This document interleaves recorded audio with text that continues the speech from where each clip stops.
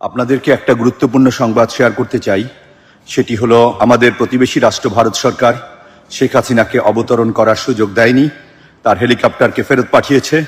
আমি দায়িত্ব নিয়ে বলছি, বিমান বাহিনী সূত্র আমাকে একটু আগে নিশ্চিত করেছে উনি ক্যান্টনমেন্টের ভিতরে আছেন।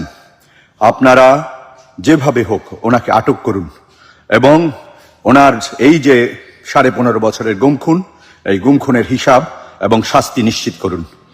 আপনারা যে যেখানে আছেন, আপনারা এই আমার ভিডিওটি ছড়িয়ে দিন, আমার এই ভয়েসটি ছড়িয়ে দিন, যাতে ছাত্র জনতা সবাই জানতে পারে যে খুনি হাসিনাকে ভারত ফেরত পাঠিয়েছে। খুনি হাসিনা ভারতে অবতরণ করতে পারেনি, তার হেলিকপ্টারকে অবতরণ করতে দেওয়া হয়নি, সে এখন ক্যান্টনমেন্টে আছে।